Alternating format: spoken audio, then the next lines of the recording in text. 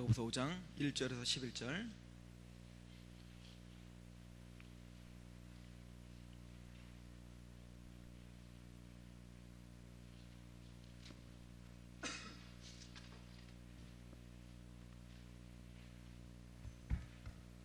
야고보서 5장 1절에서 11절.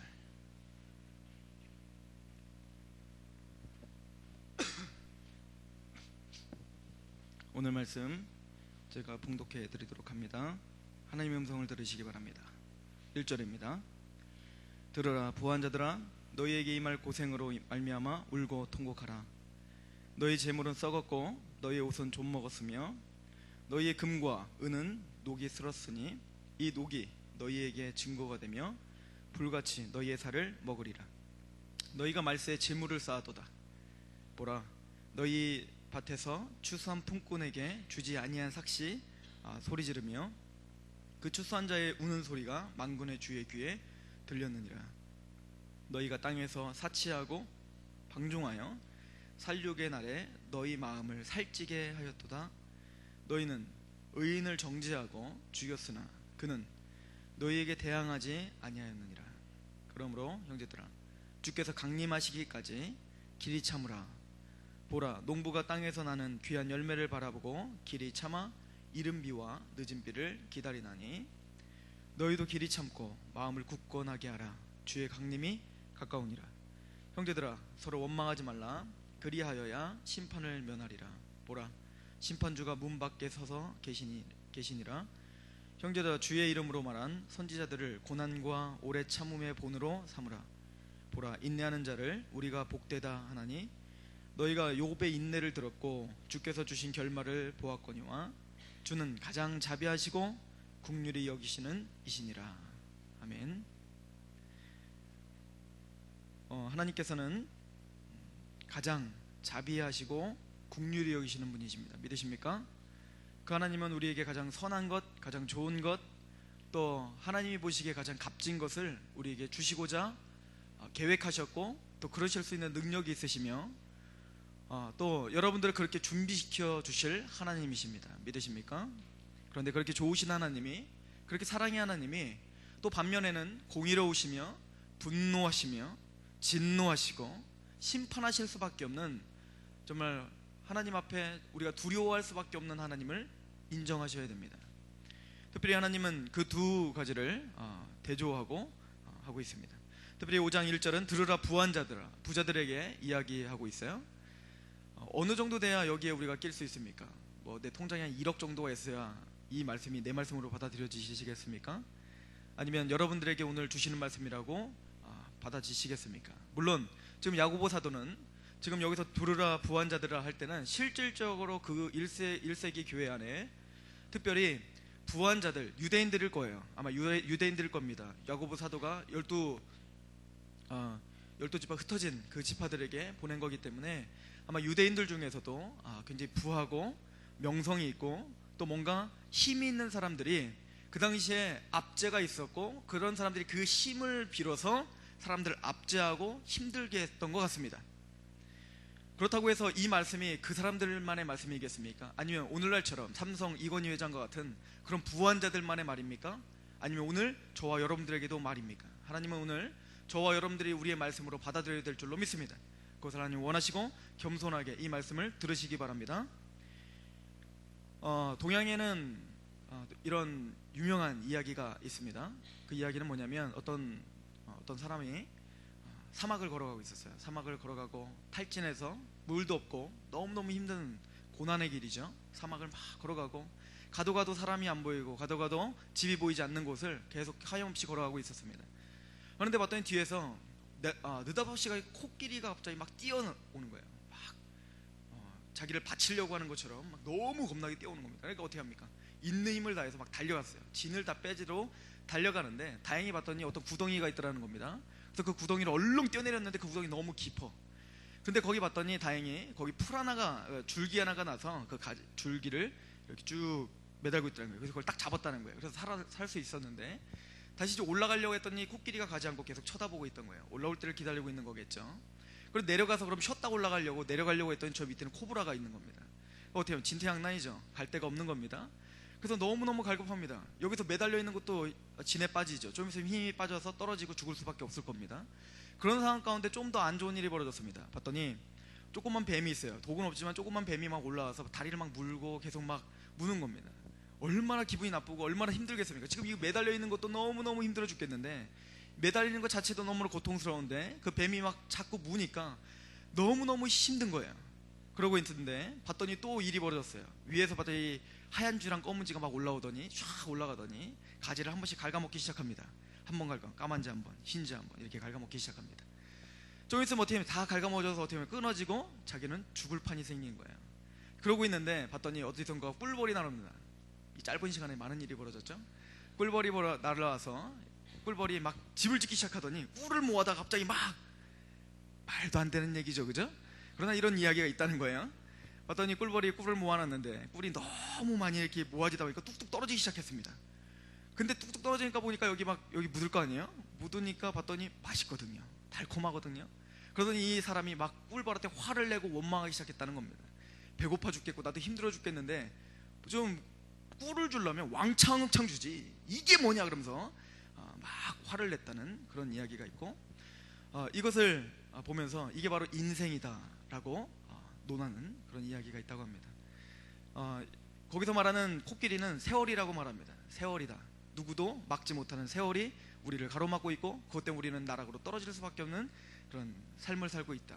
그리고 코브라는 죽음이다. 우리는 언젠가 힘이 빠지고 우리는 언젠가 모든 것이 다 풀려서 우리는 뭡니까? 죽음으로 떨어질 수밖에 없는 그런 상황일 것이다. 그러면은 그 뱀은 뭘까요? 조그만 뱀은 우리의 삶의 고통이다. 그런 지금 살아가서 언젠가는 죽을 수밖에 없는 인생인데 그거 가운데 더 힘들게 개 순간마다 고통이 찾아오더라. 그러면은 그 하얀 쥐랑 검은 쥐는 뭘까요? 밤과 낮이다.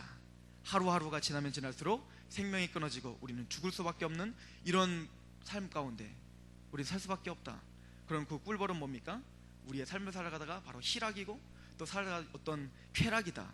근데 사람들은 이러한 자신의 삶도 돌이키지 못하면서 그런 삶을 보고 있으면서도 불구하고 그것을 인정하지 못하고 지금 당장의 쾌락에 빠져서 자기가 어떤 존재를 잊어먹고 사는 것, 이게 불쌍한 인생들이다.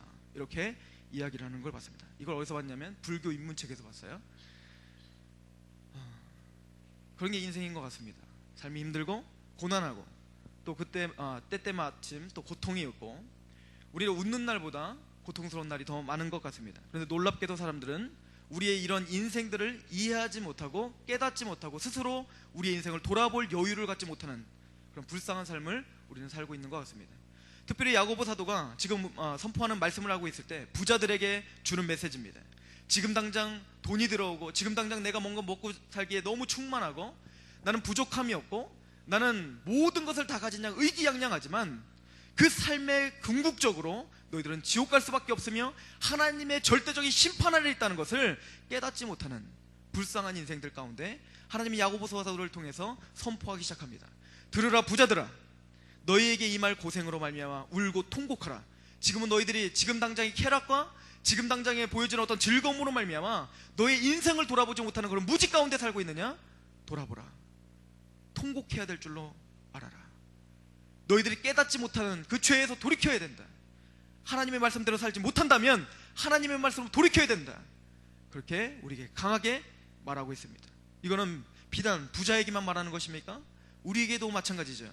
우리의 오늘날의 삶 가운데 매몰되어서 하나님의 음성을 듣지 못하고 하나님의 뜻 가운데 순종하지 못하고 하나님의 말씀 가운데 귀 기울이지 못하는 저와 여러분들을 향한 메시지가 아닙니까? 2절에 이렇게 말합니다. 너희의 재물은 썩었고 너희의 옷은 좀 먹었으며 너희의 금과 은은 녹이 쓸었으니 이 녹이 너희에게서 증거가 되며 불같이 너희의 살을 먹을 것이다. 너희들이 심판받기 합당한 이유는 너희의 재물이 이미 썩었다 이거야. 썩었다. 왜 썩은 거죠? 쌓고 또 쌓아도 부족한 거야. 그걸 나눠줄 생각이 없어요. 어떤 사람이 굶어 죽는다고 해도 그거와 나와 상관없는 일이야. 나는 쌓고 쌓는 거, 이것이 나의 기쁨이고 나의 즐거움이에요. 내 형제와 내 자매가 죽어도 상관없어요. 내 형제와 내 자매가 뭔가 힘든 그 삶 가운데서 고단한 삶 가운데서 쓰러져도 상관없어요. 나는 내가 배부르면 돼요. 내 창고가 더 많아지면 돼요. 창고 하나가 다 차면 다른 창고를 채워서라도 내 기쁨과 내 만족을 누리면 돼요. 그것이 인생이에요. 옷은 좀 먹었어요. 한 벌 갖고도 너무너무 힘든 시대예요. 지금 이 야고보 사도가 쓰고 있는 이 시대는 한 벌 갖고 사는 사람들이 수두룩했던 시대입니다. 그 한 벌도 갈아입을 옷이 없어서 누더기와 같은 옷을 입고 다닌 시대였어요. 그 시대에 뭡니까? 부자들은 축적하고 또 축적하고 입을 옷이 있고 또 있고 또 있고 또 있고. 한번 여러분들 옷장을 열어보세요. 어떤 옷을 입으십니까? 10년이 돼도 15년이 돼도 안 입는 옷. 안 맞았죠? 저는 이제 안 맞아서 안 입는데. 우리는 쌓기 바쁘죠. 신상, 요즘에 춤이 유행이더라고요. 신상에 나오면 우리 무조건 사야 돼요. 사고 또 싸야 돼요. 이거 입지도 않습니다. 근데 또 보면 또 사야 됩니다. 그 욕심이 부릴 듯 합니다. 그러나 세상은 신상이 아니더라도 그 옷 한 벌이 없어서 죽어가는 사람이 있고 그 옷 한 벌이 없어서 떠는 사람이 있다는 사실을 우리는 우리의 삶에 매몰되어서 망각하며 산다는 것이 문제라는 거죠. 더 나아가서 교회 공동체 안에서도 마찬가지라는 것입니다. 우리는 우리의 삶에 매몰돼서 우리의 삶과 우리가 만족스러운 그것에 매몰되어서 형제를 돌아볼 여력이 없습니다. 내가 중요합니다. 내가 더 축복을 받아야 되고 내 문제가 해결되는 것, 여기에만 급급할 따름입니다. 이 모든 것들이 증거가 된다. 불같이 너희의 살을 먹을 것이다. 반드시 그것은 하나님 앞에 심판을 받게 될 것이다. 그리고 말합니다. 이 3절에 너희의 금과 은이 녹이 슬었으니 이 녹이 너희에게서 증거가 되며 불같이 너희의 살을 먹으리라. 너희가 말세의 재물을 쌓았도다. 이렇게 말합니다. 말세의 재물을 쌓았구나. 예수님께서 이 땅에 오시고 부활 승천하시고 그때부터 우리는 말세를 살고 있습니다. 오늘이 말세예요. 예수님이 언제 오실 줄 모른다고 우리에게 말했습니다. 일부러 그런 감춰놨습니다. 2000몇 년도에 올 거라고 하나님이 뭐 몇 년도에 올 거라고 또 언제 올 거라고 개인적으로 알려주지 않습니다. 왜죠? 한 사람의 모든 크리스찬도 하나님 앞에 오늘이 말세인 것처럼 깨어 살으라고 하신 하나님의 은혜인 줄 믿으시기 바랍니다. 우리 너무나 감사해요. 너무나 감사해서 하나님께서 2020년, 2012년 그때 하나님이 예수님이 오신다. 그때까지 우리는 열심히 쌓고 축적하다가 2011년에 우리가 뭡니까? 모든 걸 다 풀고 하나님 앞에 은혜 베풀어서 사람들 도와주면 되지 뭐. 그때까지는 최선을 다해서 놀자, 쌓자 할 거라는 걸 다 알기 때문에. 그럼 하나님께서 그 외식주의에 빠질 것을 명확하게 아시기 때문에 하나님은 오늘 오실 것처럼 말씀하시고 가신 거예요. 그게 또 사실입니다.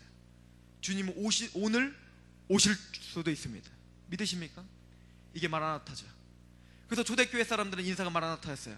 주 예수여 어서 오시옵소서. 우리는 그 초대교회 사람들이 단순히 삶이 힘들어서 로마 사람들에 의해서 핍박받는 게 너무 힘들어서 제발 이 힘든 데서 구원해 주시옵소서. 물론 그런 열망함도 있었겠지만 그것보다 더 큰 열망함이 있었던 줄 우리 믿고 있습니다. 재림의 소망, 재림의 영광, 재림 때 우리에게 주어질 그 엄청난 축복과 그 우리가 변화된 죄 가운데서 이제는 더 이상 사는 것이 아니라 하나님의 나라 가운데 그 의 가운데 우리가 감격하며 그 기쁨 가운데 살아갈 수 있는 그 기쁨, 그것이 그 초대교회 사람들의 소망이었고 바울의 소망이었고 베드로의 소망이었고 오늘 우리의 소망이 되어야 될 줄로 믿습니다. 바울은 말합니다. 내가 이렇게 구속당하고 내가 이렇게 죄인처럼 지금 감옥에 잡히고 사형장으로 끌려가는 사람처럼 이렇게 잡힌 거 빼놓고는 다 나와처럼 되길 원하나이다. 그러나 그런 삶을 우리가 실천하며 그런 삶을 추구한다는 것이 얼마나 어려운지 우리는 너무나 잘 알고 있습니다. 그래서 우리는 말세에 살고 있으면서도 재물을 쌓기에 급급합니다. 그렇다고 여러분들이 지금 통장에 저금하지 말라는 얘기 아닙니다. 우리는 예금을 해야 됩니다. 예금을 해야 돼요. 예금을 하는 이유가 있습니다.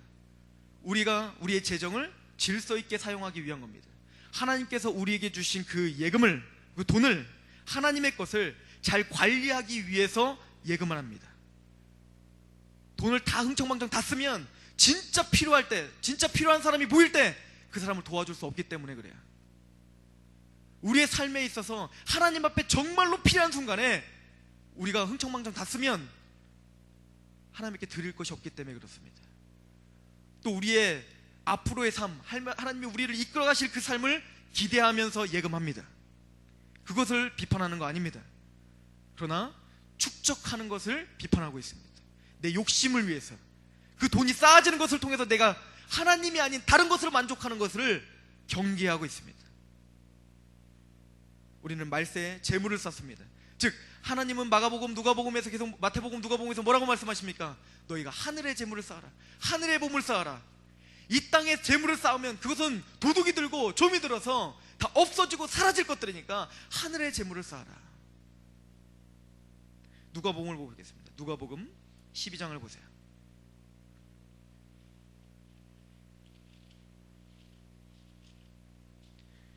누가복음 12장 33절입니다.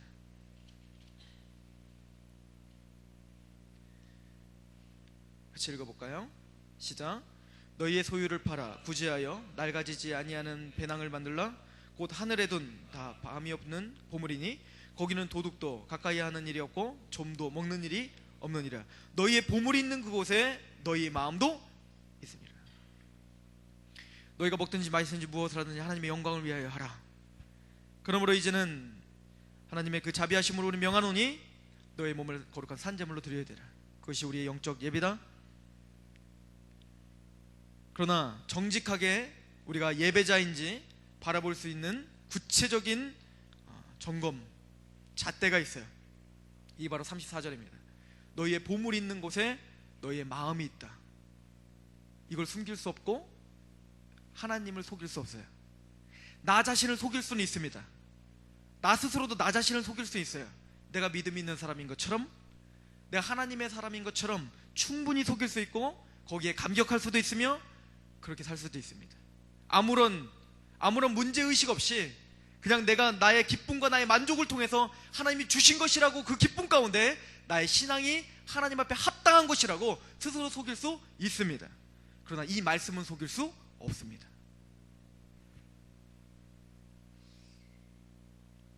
다시 야고보서로 가봅시다.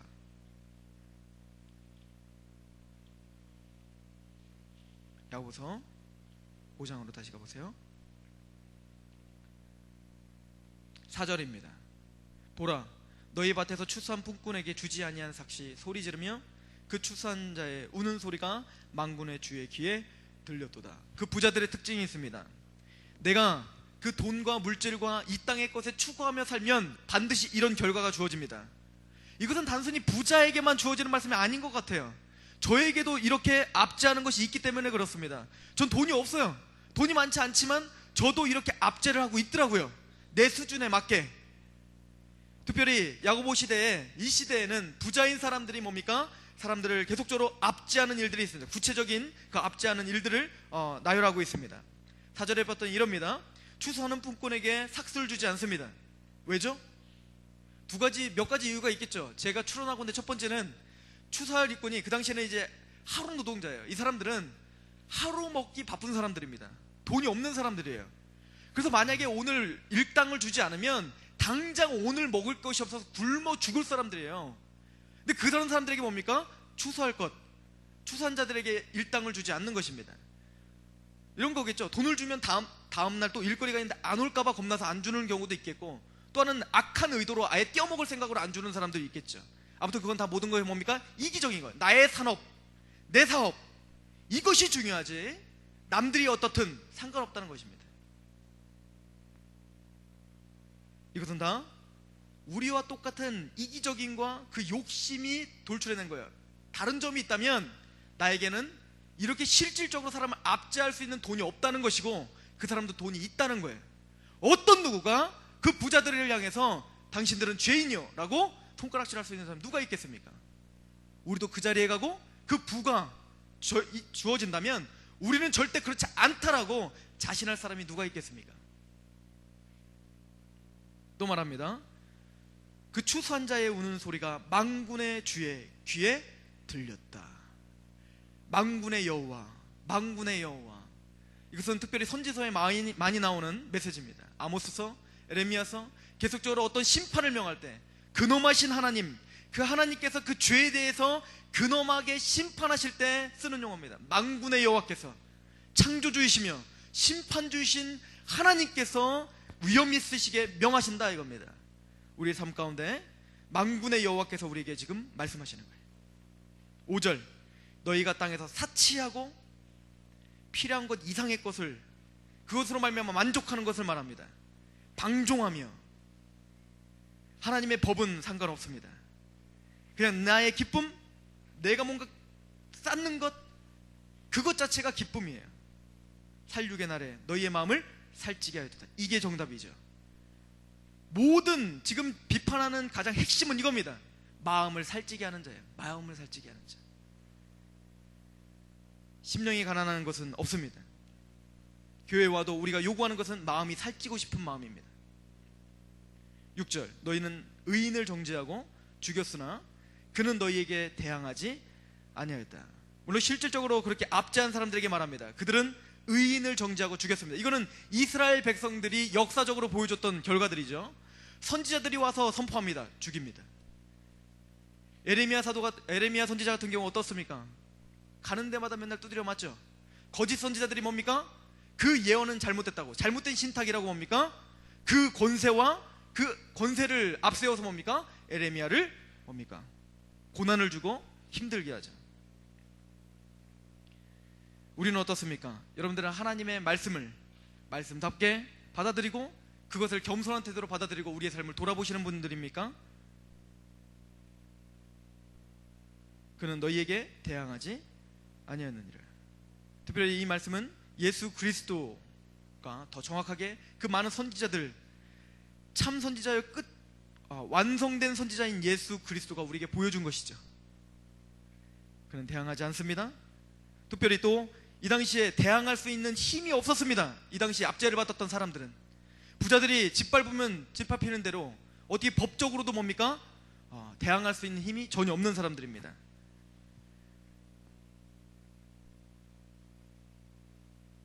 반대로 그러면 그렇게 압제를 당하고 있는 성도들을 향해서 선포하는 말씀입니다. 7절, 그러므로 형제들아 주께서 강림하시기까지 길이 참으라.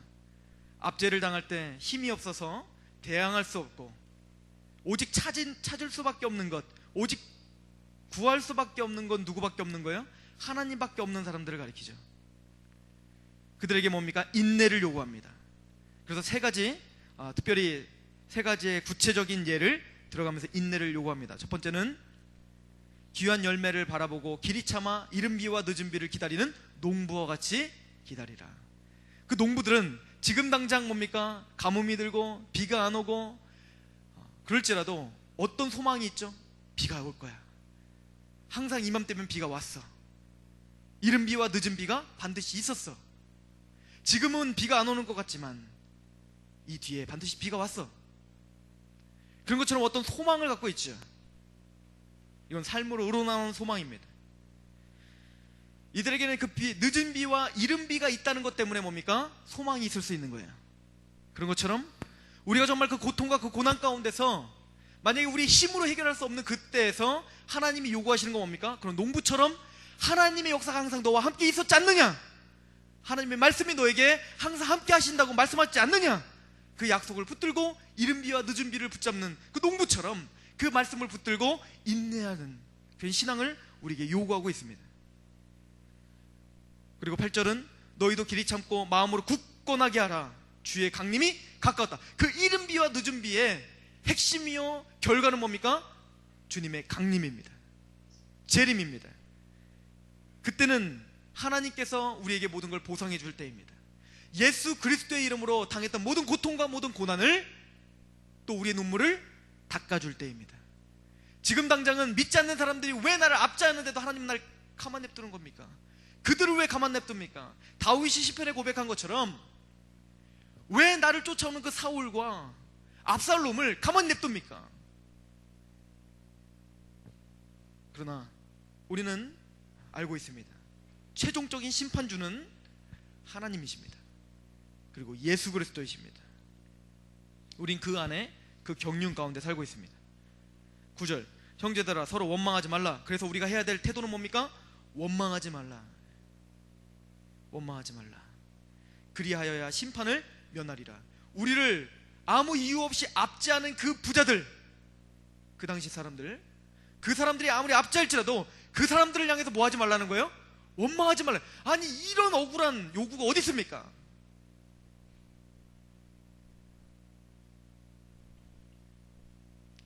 마태복음 7장 1절엔 비판하지 말라. 그 비판하는 대로 너희가 비판을 받을까. 우리가 비판하는 대로 하나님 우리를 심판하시고 또 하나님 우리를 판단하시겠답니다. 여기서 말하는 심판은 상급의 심판이겠죠. 구원받은 사람이 받을 그 심판, 하나님 우리에게 물으실 것입니다. 우리가 한 말들, 우리가 행동한 것들 하나님 반드시 물으실 거라고 말하고 있습니다. 그래서 우리에게 요구되는 거 원망하지 않는 것입니다. 그러나 원망이 그렇게 쉽게 안 되던가요? 우리 야고보서 1장, 그래서 야고보 사도가 우리에게 요구했던 게 뭐였죠? 1장 2절 같이 읽습니다. 1장 2절 3절 시작. 내 형제들아, 너희가 여러 가지 시험을 당하거든 온전히 기쁘게 여기라. 어떻게 그럴 수 있습니까? 이는 너희의 믿음의 시련이 인내를 만들어내는 줄 너희가 알미라. 그 시련을 기쁘게 여기면 그 인내를 만들어낸다는 거예요. 인내를 할 수 있다는 거예요. 고난을 이길 수 있다는 거예요.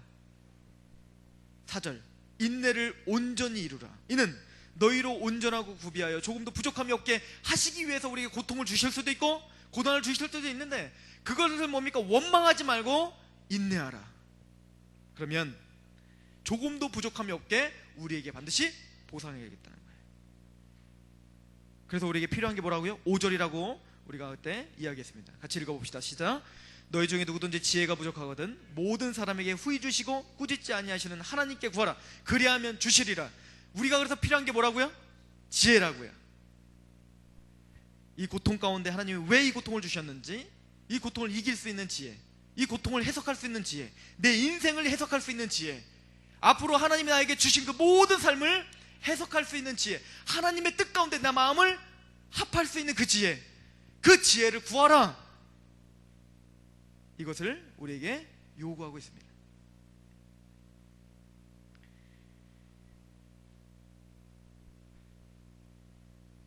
그리고 10절에 형제들아, 주의 이름으로 말한 선지자들을 고난과 오래 참음의 본으로 삼으라.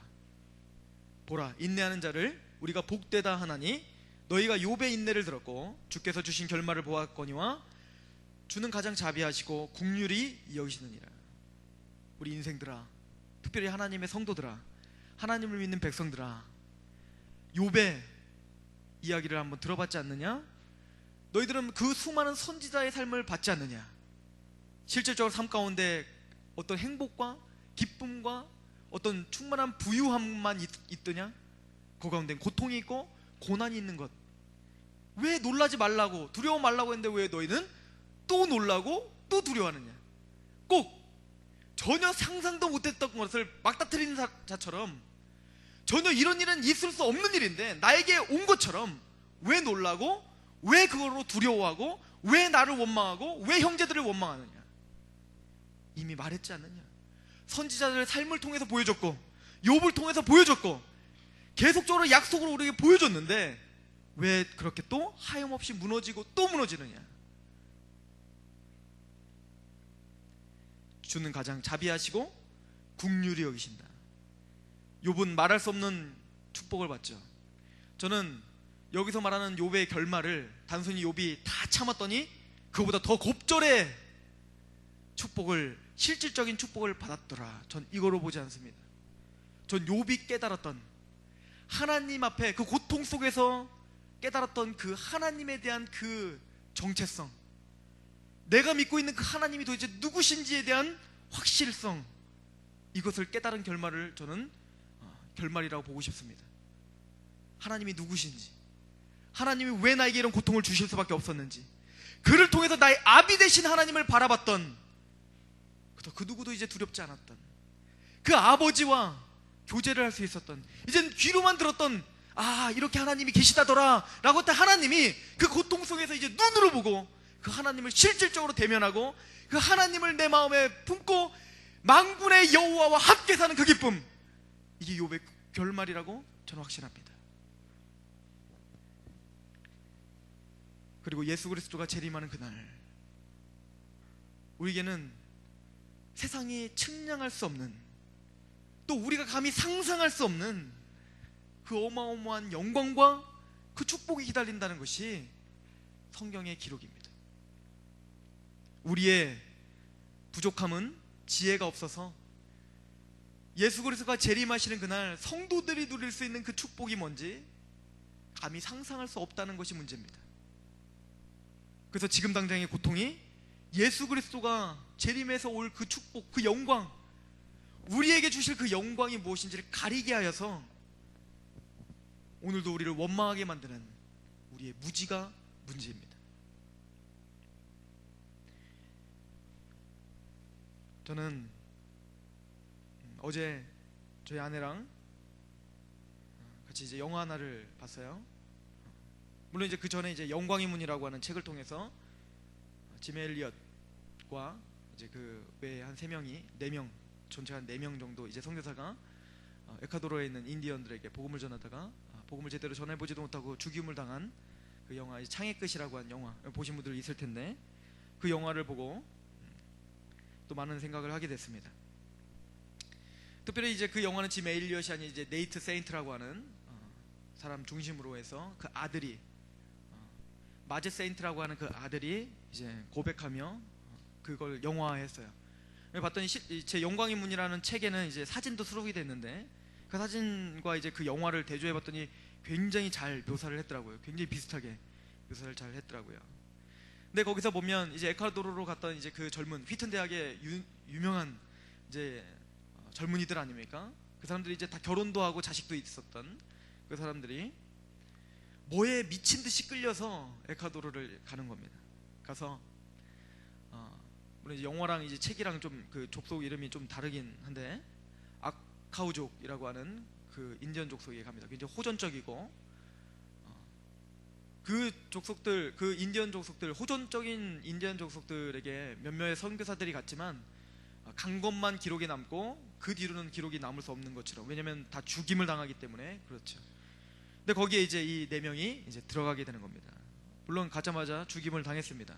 뭐 영화에서는 이제 어떤 오해가 생기고 그래갖고 이제 죽임을 당하는 걸로 보입니다. 네이트 세인트는 군인으로서 이제 항공 운전수였습니다. 비행기 운전수였고, 나중에 어떤 항공사에 취직을 하려고 했지만 취직을 못하고, 그때 이제 어머니에게 편지를 보내면서 그랬다고 합니다. 항공사는 유능한 항공기사를 잃어버렸고 하나님은 조그마한 일꾼을 얻었습니다. 이렇게 고백을 하고, 선교사의 가운데 항공 선교가 있다는 걸 알았습니다. 왜냐면 그 밀림에 가기 위해선 거기에는 이제 사람이 직접 들어갈 수가 없기 때문에 항공으로 이제 먹을 것도 떨어뜨려주고 생필품도 떨어뜨려줘야 되고, 또 이제 처음에 가자마자 죽임을 당하기 때문에 맨 처음에는 이제 끈 같은 걸 내려가지고 그 통에다가 이제 뭐 여러 가지 선물들 해서 이제 먼저 좀 친분을 쌓고 그리고 내려가야 되기 때문에 항공 선교가 굉장히 중요한가 봅니다.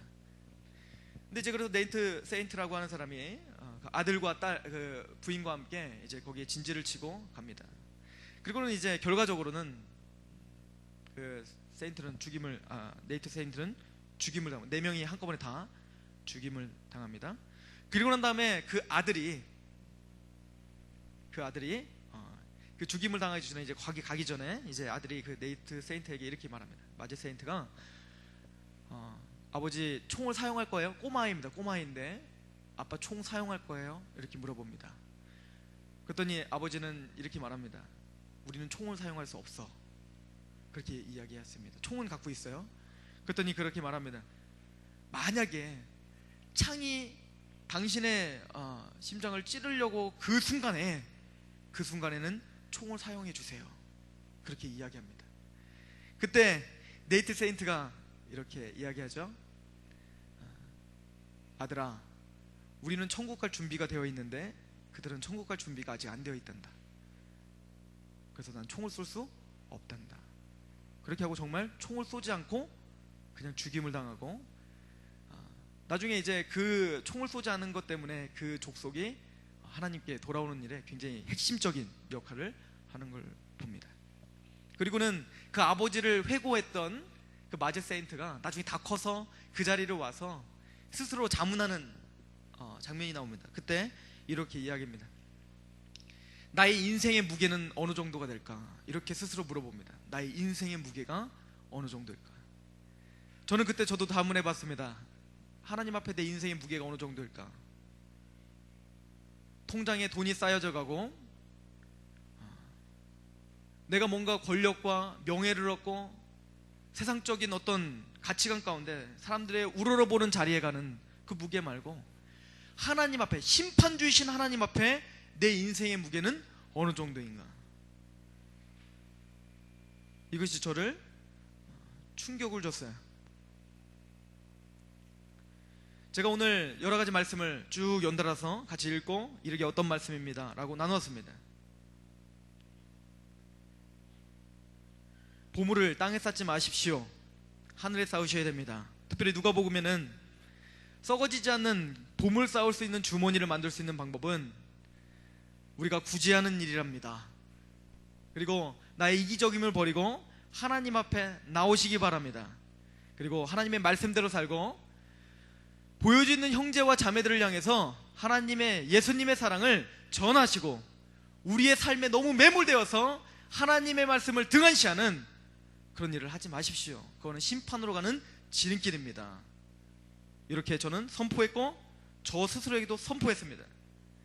그런데 제 마음에는 이렇게 살 수 없는 연약함이 있고 갈등이 있죠. 우리는 미친 듯이 이기적입니다. 너무너무 이기적입니다. 제 마음은 이 이기적임이 부릴 듯해서 정말 남을 바라볼 수 없는 자들입니다. 남을 바라볼 수 있다라고 말을 해도 그건 외식일 뿐입니다. 우린 그런 사람입니다. 우리는 하나님 앞에 드리기를 굉장히 아까워하는 사람들입니다. 시간 드리기를 아까워하고 물질 드리기를 아까워하며 나의 젊음을 드리기를 아까워하는 사람들입니다. 근데 제 자신 안에 더 놀라운 사실은 그럼에도 불구하고 성령을 구하지 않는다는 것입니다.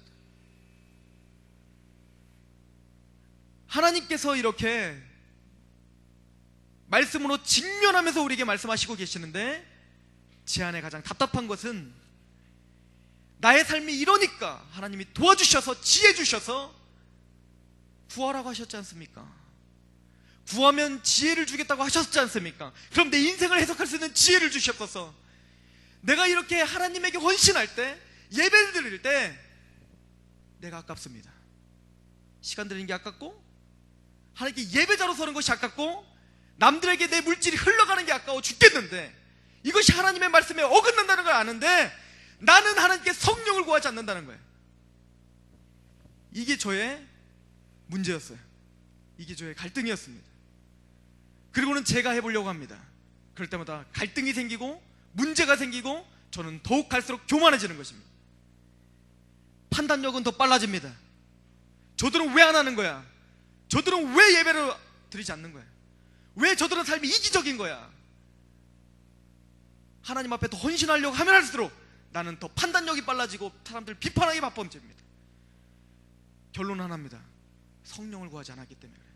성령이 충만하지 않기 때문에. 이것이 저의 결론이요, 이것이 오늘날 우리가 성령을 구해야 되는 이유입니다. 여러분들의 삶은 어떻습니까? 정말 하나님 앞에 정말 힘있게 헌신할 수 있는 힘이 있습니까? 아니면 삶이 너무나 빡빡해서 하나님을 찾기조차 힘듭니까? 더 이상 하나님을 찾을 힘도 없으십니까? 예배가 재미없습니까? 찬양이 더 이상 하나님 앞에 올려지는 찬양이 되지 않습니까? 말씀이 들려도 삶이 변하지 않습니까? 우리에게 성령이 필요해요. 성령님이 필요해요. 근데 놀랍도록 저를 비롯해서 우리가 성령을 구하지 않는 거예요. 지혜를 구하지 않는 겁니다. 그리고 이 삶을 그냥 사는 대로 냅두는 거예요. 그렇게 되면 우리의 삶을 더 강팍해집니다. 그렇게 되면 예배는 더 재미없어져요. 그리고 헌신, 믿음, 말씀 다 종교생활로 빠져버려요. 여러분들은, 특별히 저도 마찬가지입니다. 기존교회에 대한 비판력을 갖고 이 땅에 왔어요. 이곳에 왔어요. 왜 기존교회는 말씀을 가르쳐주지 않습니까? 왜 말씀이 충만하지 않습니까? 왜 성도들이 이단에 빠지면 그냥 냅둡니까? 근데 왜 우리는 성령을 구하잖아요? 왜 말씀을 말씀답게 사모하지 않고 예배를 사모하지 않습니까? 뭐가 문제입니까? 찬양팀이 문제입니까? 설교자가 문제입니까? 교회가 문제입니까? 아니면 우리가 성령이 없는 겁니까?